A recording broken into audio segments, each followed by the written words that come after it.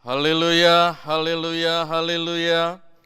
Jadilah kepada kami semua sebagaimana yang Tuhan inginkan di dalam kehidupan kami. Kerinduan kami yang dalam adalah memuji dan memuliakan nama Tuhan.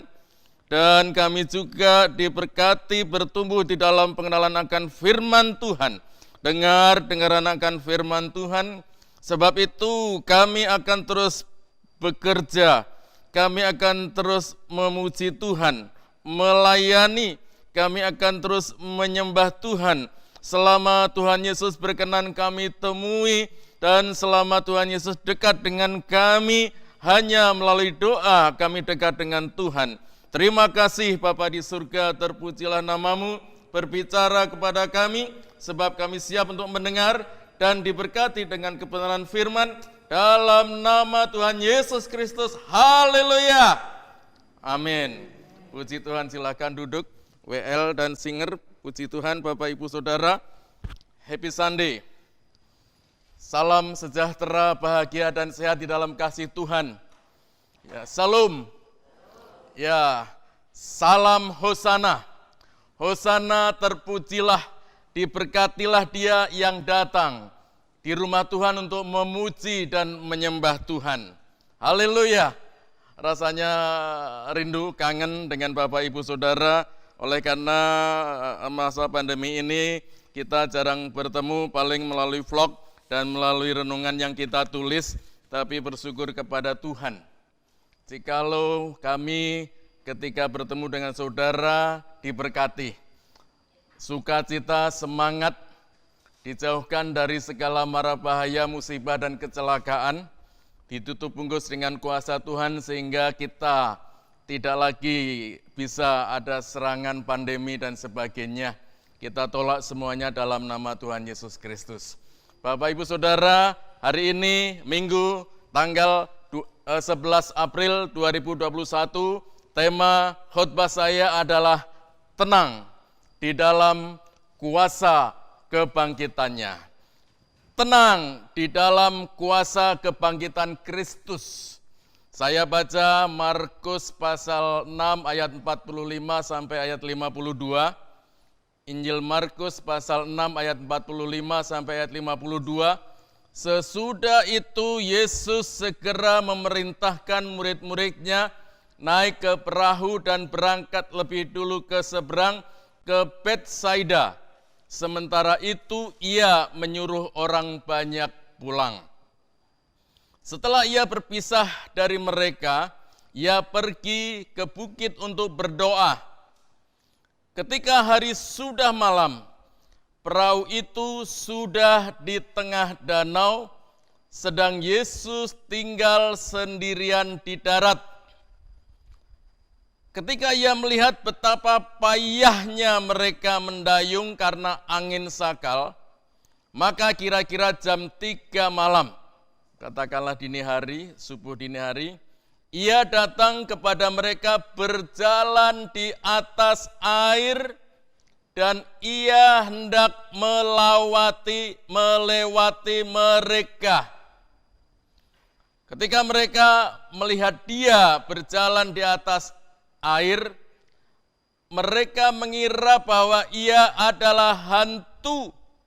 Lalu mereka berteriak-teriak, sebab mereka semua melihat dia dan mereka pun sangat terkejut. Tetapi segera ia berkata kepada mereka, "Tenanglah, aku ini, jangan takut."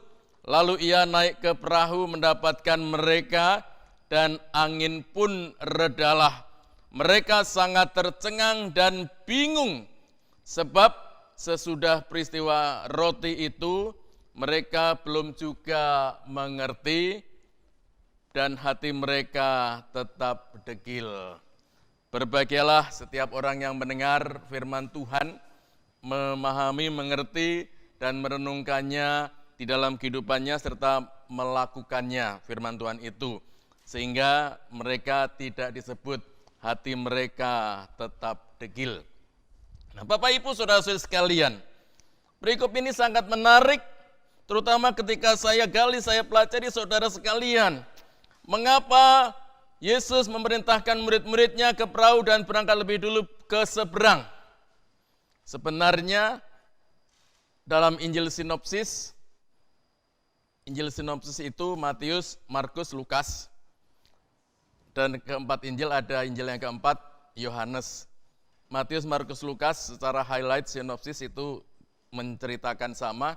Yohanes dengan tulisan teologi yang lebih tinggi. Saudara-saudara, ada diceritakan bahwa sebenarnya Yesus menyuruh mereka ke Kapernaum. Saudara sekalian, Kapernaum itu rumah mujizat karena Tuhan Yesus selalu mengadakan mujizat. Tetapi dalam perikop yang kita baca ini, Markus pasal 6, mereka berangkat lebih dulu ke seberang ke Betsaida. Ada perbedaan arti saudara sekalian antara Kapernaum dan Betsaida. Betsaida itu memiliki arti house of mercy. Rumah belas kasihan ya. House of mercy atau rumah anugerah. Rumah untuk menyatakan belas kasihan Tuhan. Betsaida juga bisa diartikan sebagai flowing waters. Jadi air yang bergerak cepat, mengalir, flow. Air yang mengalir deras. Jadi, mengapa memiliki arti demikian saudara sekalian Betsaida? Dan mengapa Yesus memerintahkan murid-muridnya naik ke perahu dan berangkat lebih dulu ke seberang ke Betsaida? Bapak Ibu saudara-saudara sekalian, untuk bisa memahami ini, ternyata saya harus mengkaitkan atau mencari ayat-ayat referensi yang lain. Ayat Alkitab harus dicarikan referensinya dengan ayat Alkitab juga. Di dalam Injil Matius pasal 12 ayat 20 sampai ayat 22, Injil Matius 11 ayat 20 sampai 22, lalu Yesus mulai mengecam kota-kota yang tidak bertobat. Kota-kota yang tidak bertobat, sekalipun di situ ia paling banyak melakukan mujizat-mujizatnya. Ternyata ke sana murid-murid disuruh oleh Yesus.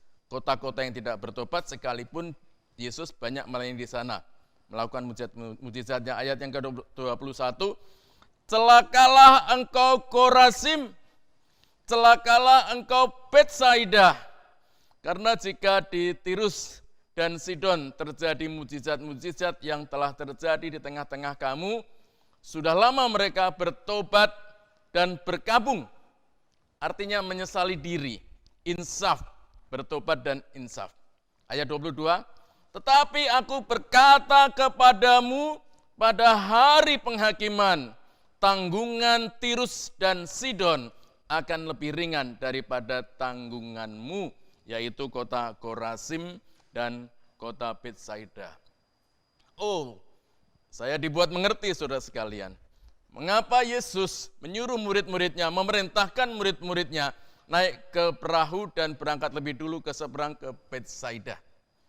Rupanya para murid selain mereka bekerja keras dengan kegiatannya sehari-hari, mendayung perahuku, dayung-dayung perahuku menuju ke seberang.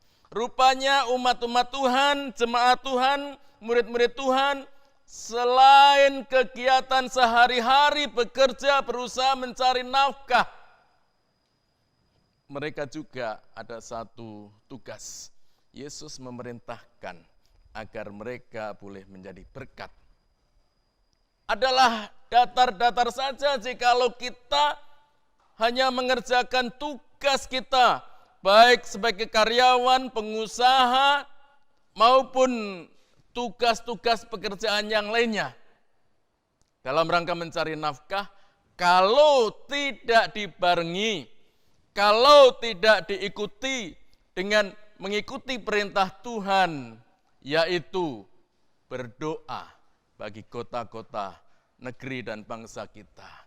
Mengasihi kota-kota, negeri dan bangsa kita. Sebagaimana para murid, yang harus berangkat lebih dulu ke seberang ke Betsaida. Saudara-saudara, Bapak Ibu yang saya hormati, saya kasih dalam Tuhan, baik yang di gereja maupun di rumah, maupun saudara-saudara dari jemaat lain yang mengikuti ibadah live streaming ini, saudara-saudara yang di rumah, jemaat-jemaat lain, para hamba Tuhan, karena saya lihat ada 1-2 hamba Tuhan yang ibadahnya sore ikut bergabung ya dalam live streaming YouTube ini, beribadah melalui live streaming, itu ya harus ikuti. Kalau kita pakai Android kita harus duduk manis. Sediakan ayat-ayat Alkitab kita baca. Ketika saya bertanya, Om, Pak, Cik, Kok, Dek, Tante, tadi ikut ibadah live streaming enggak? Ikut Om. Tapi ya saya ketika lagi belanja, kata ibu-ibu, saya hidupin juga itu HP saya, Android saya, jadi saya kan masih kedengeran. Loh, itu bukan ibadah, itu sambilan, nyambil belanja, dengerin. Ibadah bukan seperti itu, ibadah harus fokus. Makanya Bapak Ibu Saudara sekalian, minggu lalu dalam ibadah Paskah sederhana saya katakan bahwa ada satu penelitian bahwa selama 1 tahun pandemi, ibadah live streaming atau online, ada banyak jemaat Tuhan, mereka yang tidak lagi merasa butuh atau perlu ibadah. Ibadah sambil lalu, ya, atau ibadah mengikuti GKKO, Gereja Kristen Keliling Online. Style ini, style itu, dan sebagainya. Tapi seberapa banyak mereka style online itu, saat itulah disinyalir hanya nyambi, sambilan. Tidak fokus. Seharusnya mendengarkan online, mengikuti online, siapkan Alkitab firman Tuhan, baca. Pendeta, pengkhotbah membaca. Jangan asal sambil nyuci piring, sambil nyuci baju, Android taruh di dekatnya, ya sambil nyapu, sambil malah ada yang sambil nyapu, kemudian ini dicolokin ke Androidnya, colokin ke kupingnya 2. Androidnya dicolok, ada 2 colok ke kuping. Alat apa itu namanya? Anak-anak muda pasti tahu. Ya, seperti itu. Ibadah online bukan ibadah sambilan, harus tetap merupakan ibadah. Itu sebabnya seberapa banyak Bapak Ibu Saudara yang bertumbuh di dalam Tuhan, yang diberkati oleh Tuhan adalah saudara yang sungguh-sungguh beribadah, bukan sambilan. Kalau di gereja ini agak enggak enak mau sambilan kan? Sambilan begitu, karena kiri kanan ada saudara-saudara kita, depan belakang ada saudara kita. Tidak enak di gereja ada sambilan, dan enggak mungkinlah sambilan. Ibadah di gereja sambil Pak Pendeta khotbah, sambil nakin arisan. Ayo, kamu belum bayar arisan, ayo, dan sebagainya, catat sambil kasihin encik di depan. Ya, ini arisan saya, suruh tulis biar enggak lupa. Itu sambilan, tetapi enggak ada, saudara sekalian, di gereja enggak ada. Kalau ada, kebangetan kalau saya tidak bisa melihat kan, wong tempat saya lebih tinggi. Baik, saudara sekalian, saya dibatasi waktu, nanti kemana-mana, nanti saya terlambat, habis waktunya.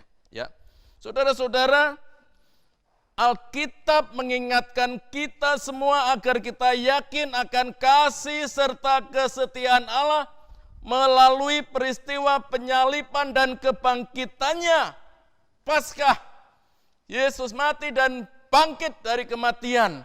Kita bangkit, kita tidak lagi menjadi umat yang lesu, lelah, letih, lemah, semangat. Bangkit.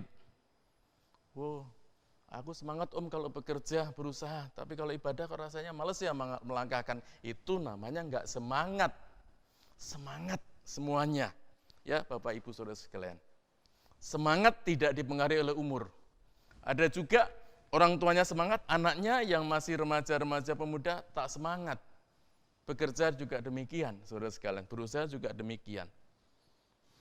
Perikop firman Tuhan ini mengajak kita semua agar kita berusaha keluar dari keraguan dan ketakutan karena Tuhan Yesus telah hidup, telah bangkit. Tuhan selalu hadir dalam pertolongannya tepat pada waktunya. Itu yang para murid lupa. Ketika mereka berlayar, mereka sudah mengarungi danau itu dan kemudian dengan segala situasi mereka masing-masing, maka ketika Tuhan Yesus berjalan di atas air dan saudara sekalian lebih dekat, mendekat ke mereka, Tuhan dikira hantu. Saudara-saudara, bagaimanapun pintarnya ahlinya kita, seperti saya kalau nyetir itu sampai kemana, ya ke Pulau Bali juga masih kuat, mudah-mudahan masih kuat, ya meskipun sudah manulah.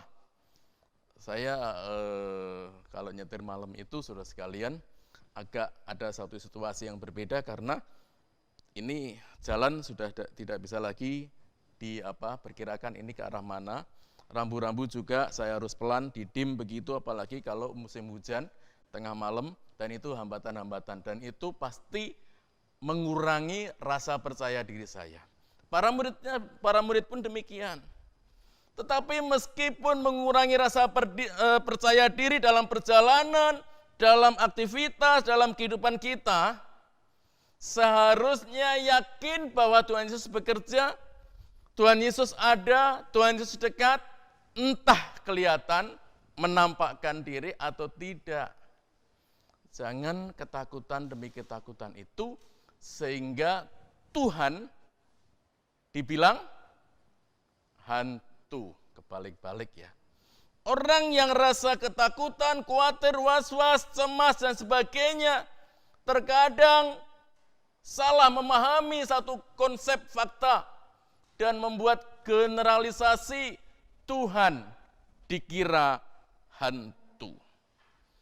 Bapak Ibu Saudara sekalian, bacaan Alkitab kita saat ini mengajak kita untuk bergerak lebih dalam lagi ke dalam ruang iman kita, bahwa Yesus beserta kita. Ingat perkataan Yesus di ayat berapa tadi? Tenanglah, aku ini jangan takut. Markus berapa tadi? Markus pasal 6 ayat 50, puji Tuhan, masih ingat. Meskipun tidak ditampilkan ya. Ini yang saya mau. Ku tahu, kau tahu yang ku mau.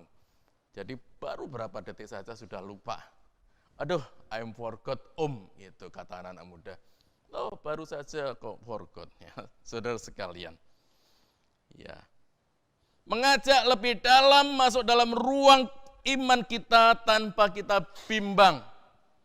Ada Yesus, ya Yesus. Ada Tuhan, ya Tuhan.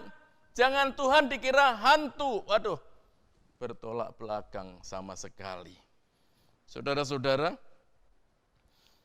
percaya dengan sungguh bahwa Yesus adalah anak Allah. Anak Allah, Yesus namanya. Ini kalau Paskah, sekitar Paskah Jumat Agung dinyanyikan lagu itu. Yang oleh kasih Bapa Allah di surga mengutus anaknya yang tunggal itu, supaya setiap orang yang percaya kepadanya tidak binasa, melainkan beroleh hidup yang kekal. Jadi percaya kepada Yesus berarti menemukan, masuk dan tinggal di dalam kasih dan kesetiaan Allah. Itu sebabnya Yesus berkata atau tidak berkata, tenanglah, aku ini jangan takut. Kita harus beriman bahwa Yesus ada di tengah-tengah kita. Di tengah-tengah pekerjaan, usaha, kehidupan keluarga Bapak Ibu Saudara. Buat apa kita mengaku bahwa saya punya iman, harap, dan kasih, dan yang terlebih besar adalah kasih? Kita hafal ayat itu, tapi ternyata dalam keraguan, dalam ketakutan, dalam penderitaan, di dalam perjalanan tengah malam itu, seperti saya kurang pede kalau lewat tol nanti harus pelan-pelan. Sementara Bapak Ibu Saudara yang biasa nyetir, kalau kita misalnya jalan malam 80, lalu kita mau melihat tulisan, arah mana ini, rambu-rambu. Kita mengurangi menjadi kecepatan 40, kita dim. Dari belakang udah tuet, begitu. Ya ini alam iklim di jalan raya. Kita tidak boleh itu nggak ngerti amat sih. Kita kan lagi lihat-lihat itu. Ya, mereka yang di belakang karena ya bahaya juga di jalan. Kenceng tiba-tiba pelan kan, ceger begitu. Apa ceger? Bahasa sini ceger. Bapak Ibu Saudara sekalian, menemukan, masuk, dan tinggal di dalam kasih dan kesetiaan Allah. Berarti kita harus mengokohkan keberanian iman kita di dalam Tuhan. Jangan takut. Jangan takut. Kemarin kami sama Ibu Gembala mencari tempat karena disuruh Bang Sony untuk acara Paskah. Meskipun acara anak-anak minggu terakhir, tapi kita nggak dapat tempat. Di kolam Rangtasa tidak ada, di kemarin itu tempat pabrik tahu yang begitu tempatnya bagus juga tidak ada. Ya, tapi di sana ada seorang ibu yang, aduh bapak suami saya, bapak umurnya berapa? Tanya saya 60 lebih, udah pensiun. Bapak saya pensiun lalu baru berapa bulan udah mulai uring-uringan, terus sekarang sakit. Ibu Gembala katakan, kalau Pak Bambang ini Bu, hati yang gembira adalah obat. Puji Tuhan. Lah buat apa? Memang itu siklus kan. Pensiun kok saya pikirin.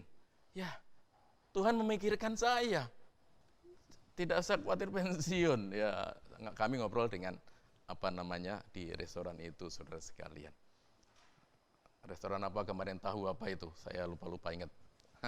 Ibu Reni yang hafal itu. Ya, Pak Gunawan yang hafal. Ya, puji Tuhan. Bapak Ibu Saudara sekalian, perkataan Tuhan Yesus kepada murid-muridnya, tenanglah ini aku ini, jangan takut, menegaskan kepada kita bahwa Dia yang telah bangkit tidak lagi dibatasi oleh ruang dan waktu, oleh keadaan. Dia senantiasa hadir dalam seluruh perjalanan hidup kita.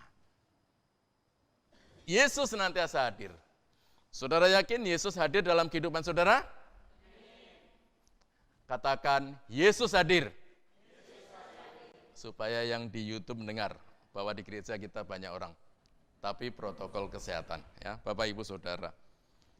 Nah, Bapak Ibu Saudara sekalian, melalui perkataan atau pernyataan Tuhan Yesus, tenanglah aku ini, jangan takut. Saudara sekalian, ini merupakan himbauan terhadap sikap iman kita. Apa itu? Yang pertama, saudara sekalian, kita harus tenang. Karena kita murid-murid Tuhan, ada Tuhan Yesus yang beserta kita, Immanuel. Tenang dan fokus, bukan resah dan gelisah. Resah dan gelisah. Itu melankolis, melo ya. Ya. Anak Tuhan yang memiliki iman yang teguh, yang sungguh yakin, dia harus tenang dan fokus, bukan resah dan gelisah. Yang kedua, saudara sekalian, keyakinan iman bahwa Tuhan Yesus selalu hadir. Tuhan Yesus hadir. Kehadirannya itu omnipresent. Bukan past continuous. Maaf, mungkin enggak banyak yang ngerti. Bukan akan hadir dan sudah hadir, tetapi Tuhan Yesus hadir. Keyakinan iman bahwa Tuhan Yesus selalu hadir. Karena dia sudah bangkit, tidak mengalami aniaya lagi, pergumulan yang berat. Apakah Yesus secara manusia tidak bergumul melalui penderitaan? Oh, sangat bergumul. Eloi, Eloi, lama sabachthani. Tapi puji Tuhan pada hari ketiga bangkit. Artinya tidak dibatasi oleh ruang kubur yang kosong itu dan waktu, bisa hadir di mana-mana, di mana kita berada. Terutama ketika 2 atau 3 orang berkumpul bersama-sama. Yang ketiga, saudara sekalian,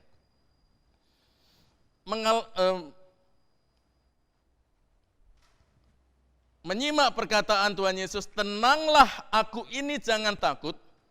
Yang ketiga, saudara sekalian, mengingatkan dan mengajak kita untuk kehidupan kita mengalami Kristus di dalam perjalanan hidup kita. Saudara-saudara, ciri orang yang mengalami Kristus bagaimana? Ya sekarang kan zaman medsos, media sosial. Kalau saudara-saudara membaca status seseorang, dia, aduh Tuhan, kenapa Tuhan izinkan? Oh, mengapa begini? Pergumulan demi pergumulan datang. Tapi kalau ciri orang yang mengalami Kristus itu, haleluya, puji Tuhan, selamat tinggal Maret, selamat datang April. April menyongsong April, Tuhan Yesus menyongsong karyaku, hidupku, perjalananku, studi sekolah kuliahku, usaha dan pekerjaanku. Itu, saudara sekalian, orang yang mengalami Kristus ada sukacita, percaya diri, ada satu semangat, keyakinan iman bahwa Yesus akan tolong. Yang keempat, saudara sekalian, yang keempat, keberanian yang kita miliki seharusnya mengalahkan ketakutan kita.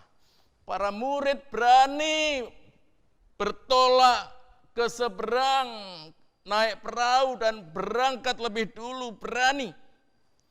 Keberanian itu seharusnya diimbangi dengan apa, saudara sekalian? Keberanian itu seharusnya mengalahkan ketakutan kita. Saudara-saudara, ada beberapa teman yang bertanya, Pak Bambang bisnis apa sekarang? Oh enggak bisnis lah gitu. Ketika saya share itu, upload, kembang-kembang pemberian Bu Kuning, Pak Natar dan Pak Gunawan itu saya share, ada yang berkomentar gini, wah Pak Bambang setelah pensiun ada banyak waktu untuk usaha kembang-kembang mahal itu. Mereka tidak ngerti, dikira saya menjual kembang-kembang mahal. Ada yang seperti itu. Cobalah telusuri medsos saya, nanti akan ketahuan kan. Itu kembang-kembang mahal. Itu saya lihat ada yang harga 300.000. Ah, taulah, aku nggak ngerti harga. Ini pemberian, ini anugerah, ini dikirim oleh Tuhan melalui saudara-saudara seiman kita. Puji Tuhan. Ya, kadang-kali dengan kita mengirim suatu status kita dengan foto-foto di medsos itu foto itu, gambar itu menjelaskan kegiatan kita, padahal kadang-kali juga salah tafsir, saudara kalian ya, atau gagal fokus sehingga salah ternyata. Dikira saya usaha kembang-kembang, saya foto begitu, tahu-tahu dikira padahal itu hanya untuk hiasan dinding. Pemanis, saudara sekalian. Keberanian seharusnya mengalahkan ketakutan kita. Sebab apa, Bapak Ibu Saudara? Ketakutan menghilangkan daya keberanian kita. Ketakutan juga penghalang bagi kita untuk mengalami Kristus. Ketakutan mengganggu iman, harap dan kasih kita kepada Tuhan. Maka Tuhan Yesus yang telah bangkit dari kematian itu memberi penegasan kepada kita semua umat-umatnya, Bapak, Ibu, Saudara, dan saya di ruangan GGPU sana, maupun Bapak, Ibu, Saudara-saudari sekalian yang bergabung dalam ibadah live streaming YouTube saat ini. Ingat ibadah benar-benar ya, jangan sambilan yang melalui YouTube ini. Saudara sekalian, memberi penegasan kepada kita semua dengan berkata, jangan takut. Seruan jangan takut itu berkali-kali diserukan. Ketika pada kelahiran Yesus pun malaikat Tuhan berkata, jangan takut. Sesungguhnya aku memberitakan kepadamu kesukaan besar untuk seluruh negeri. Hari ini telah lahir bagimu juru selamat, yaitu Kristus Tuhan di kota Daud. Pada peristiwa kelahirannya. Berulang kali Alkitab firman Tuhan menyerukan, memperdengarkan suaranya kepada kita, jangan takut. Mengapa? Apakah ini satu slogan yang tidak ada dasar alasannya? Oh ada. Immanuel, Allah beserta kita. Bapak Ibu Saudara sekalian, mengakhiri ibadah saya saat ini. Mari kita renungkan bersama-sama renungan firman Tuhan yang saya baca tadi dari Injil Markus pasal 6 ayat 45 sampai ayat 52. Mari kita aplikasikan dalam kehidupan kita masing-masing, rumah tangga, pribadi maupun usaha pekerjaan kita. Mungkin saat ini bahtera hidup dan rumah tangga kita sedang diguncang atau diombang-ambingkan oleh berbagai persoalan hidup, badai persoalan. Mungkin pekerjaan usaha saudara juga sedang diombang-ambingkan oleh berbagai badai persoalan. Dalam situasi terombang-ambing saat ini, mungkin Bapak Ibu Saudara yang mengikuti YouTube ini, kalau saudara sedang hidup, keluarga, usaha, pekerjaan, studi, keadaan saudara sedang tergoncang dan terombang-ambing oleh berbagai persoalan. Ingat pesan Tuhan Yesus. Ingat apa yang disampaikan oleh Tuhan Yesus. Tenanglah aku ini, jangan takut. Mengapa? Kuasa kebangkitannya menguatkan kita untuk kita tetap tegar menghadapi berbagai badai gelombang hidup. Terus kenakan keberanian iman kita untuk memenangkan situasi pergumulan, goncangan, ombang-ambing itu di dalam kehidupan kita. Jangan takut, sebab Yesus selalu hadir bersama kita. Marilah kita semua mengalami Kristus. Kita bangkit berdiri yang di gereja. Mari kita akhiri ibadah kita. Kita akan berdoa penutup, berdoa berkat. Singer dan worship leader saya undang masuk ke depan. Kita akan naikkan doa syukur, doa Yabes, pujian syukur, doa Yabes. Kiranya Tuhan memberkati aku berlimpah-limpah. Kita nyanyikan ini juga bukan sambilan, tapi nyanyikan nyanyian iman, nyanyian kemenangan, bahwa Tuhan berkati kita. Doa Yabes, kiranya Tuhan memberkati aku.